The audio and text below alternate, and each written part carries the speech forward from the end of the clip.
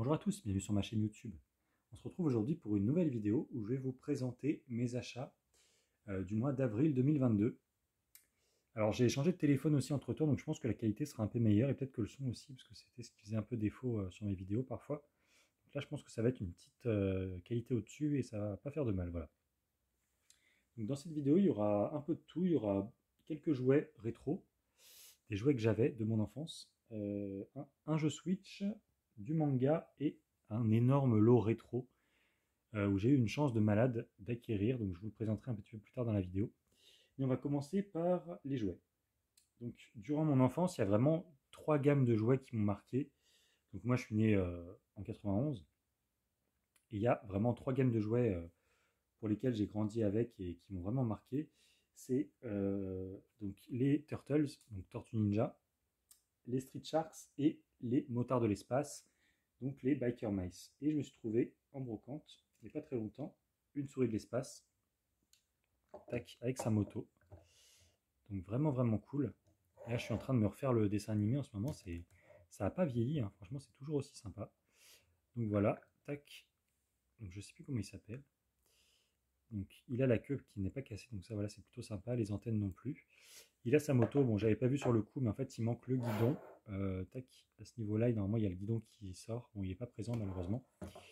Voilà, je l'ai eu pour vraiment pas cher, donc c'est plutôt sympa. Tac.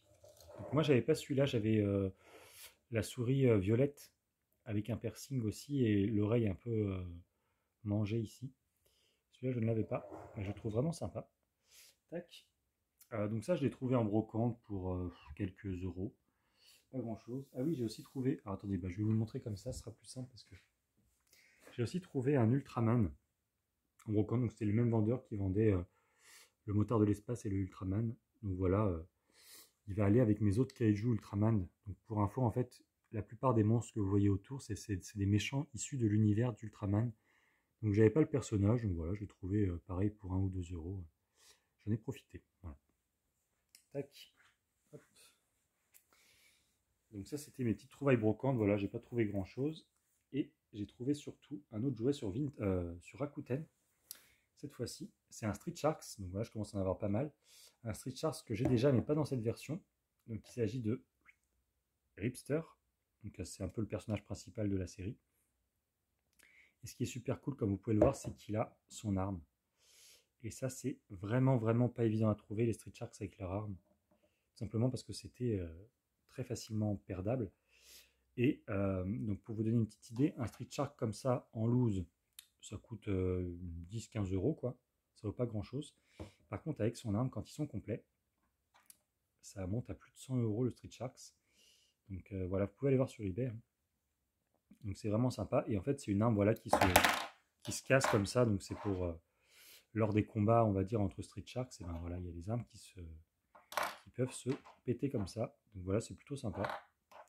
Petite mécanique de ressort qui permet de casser l'arme en deux. Donc voilà, et j'ai trouvé sur Vinted pour 9 euros, 12 euros frais de port compris.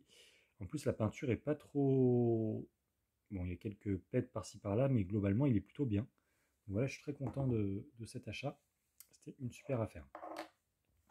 Tac, voilà pour le petit Street Sharks. Ensuite, on va continuer par un jeu Switch, parce que c'était mon anniversaire là, la semaine dernière. Et on m'a offert un petit jeu Switch que je recherchais activement, parce que je suis un grand fan de la licence et des dérivés issus de ce genre-là. Il s'agit de Wonder Boy, achat in Monster World. Donc voilà, un Wonder Boy. J'ai l'original sur Mega Drive. Je l'avais bien aimé, je l'avais fait. Donc voilà, je voulais me prendre le remake depuis pas mal de temps. Et bah voilà, c'était l'occasion de le demander pour mon anniversaire, donc c'est vraiment sympa. D'autant que je suis hyper fan des Wonder Boy, donc j'ai bien entendu adoré Wonder Boy 3, The Dragon's Trap, l'original et le remake. Mon préféré restant quand même Wonder Boy le 2 sur Master System, que j'aime beaucoup. Monsterland. Et puis j'ai adoré aussi Agelos sur Switch, qui est un Wonder Boy-like vraiment rétro à l'ancienne pure et dure. Un vrai jeu hardcore à l'ancienne que j'ai beaucoup aimé. Et là voilà, j'ai vraiment hâte de me découvrir celui-là, Wonder Boy, achat in Monster World. Je pourrais comment dire, comparer avec la version Mega Drive d'époque, puisque le jeu original est inclus. Donc ça voilà, c'est toujours sympa. Tac. Ensuite, autre petite chose que j'ai eu pour mon anniversaire. Tac. Ça, c'est vraiment très cool aussi, parce que je ne les avais pas non plus et je les cherchais. Hop, deux gros mangas de Junji Ito, les chefs-d'œuvre de Junji Ito, volume 1 et 2. Voilà des gros ouvrages super beaux, avec des pages brillantes en relief, enfin avec une couverture plutôt brillante en relief. Donc c'est vraiment de très très beaux livres.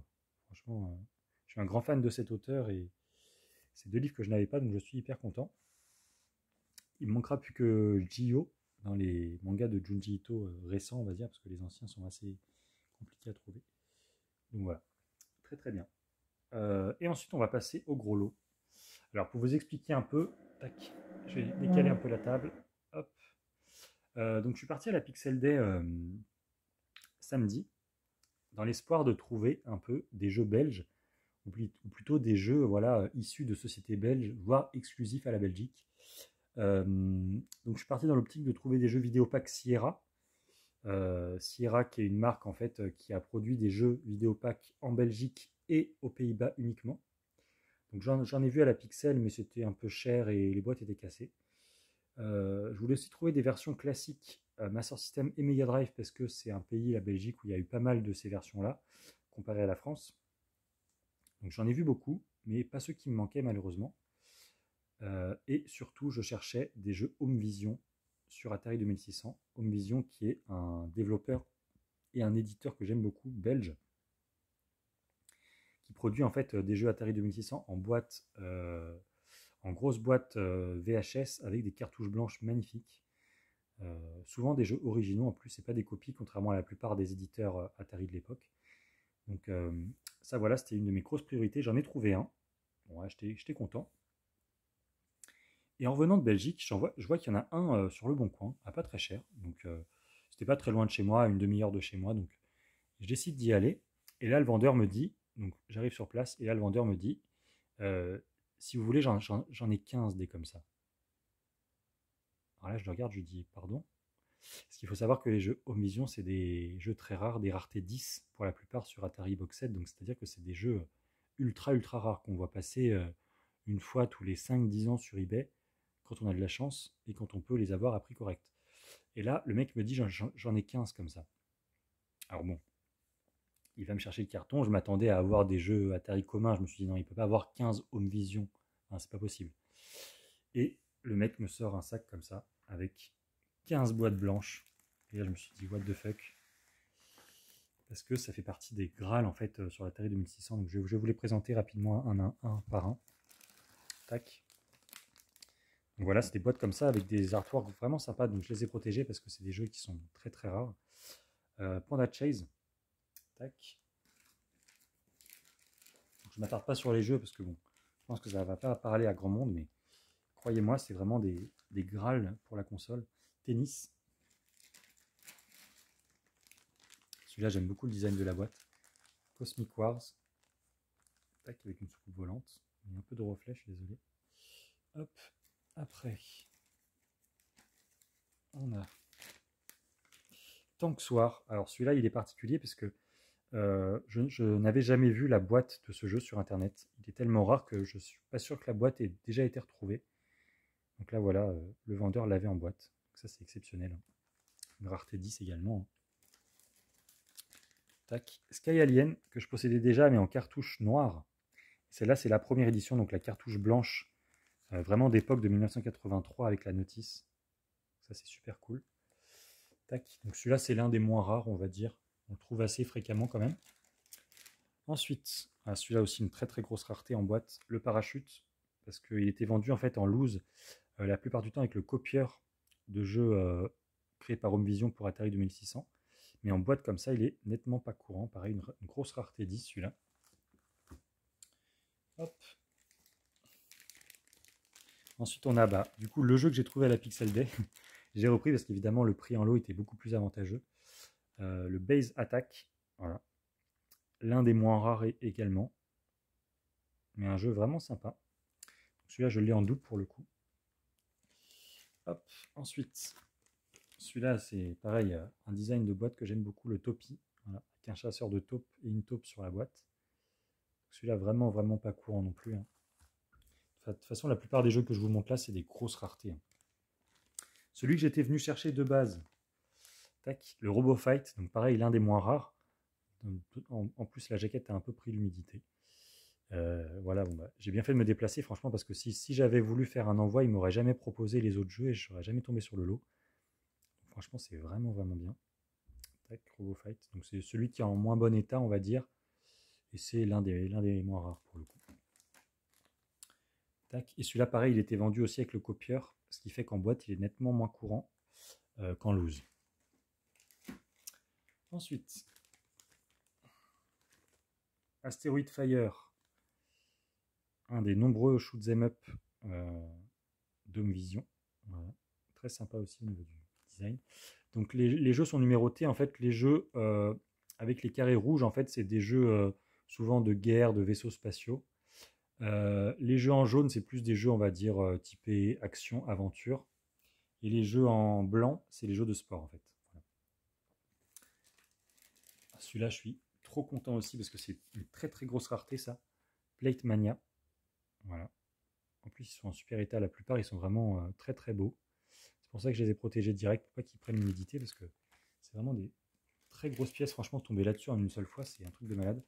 Un jeu que je vous avais déjà présenté aussi, que j'étais très content de trouver, mais là je le trouve en bien meilleur état et surtout complet. Lily Adventure. Donc ça m'en fait deux. Voilà. Hop. Ensuite, pareil, celui-là je l'ai acheté récemment. Franchement, ça me fout les boules parce que la plupart, enfin, il y a 3-4 jeux que j'ai trouvé il n'y a pas longtemps. Je tombe sur un lot pareil juste après, mais bon, c'est le jeu. Wallbreak. Tac. Que j'ai payé très très cher celui-là en plus. Je suis content de l'avoir quand même à ce prix-là parce que je pense que je l'échangerai contre un Home Vision que je n'ai pas, même si ça va être de plus en plus dur de trouver ceux qui me manquent. Teddy Apple, l'un de mes designs préférés au niveau de la jaquette. Je trouve ça vraiment kiffant. Voilà, pareil, énorme rareté celui-là aussi. Et pour finir, tac, on a un jeu qui a souvent été inconnu, qui a été découvert en 2005 ou en 2006, le War 2000 en boîte, pareil, rareté 10. Voilà, voilà. Donc franchement, quand tu es collectionneur Atari PAL et que tu tombes sur la plupart des Graals de la console en une seule fois, honnêtement, ça m'a fait bizarre, hein. Quand je les tenais dans la main, je lui ai demandé le prix.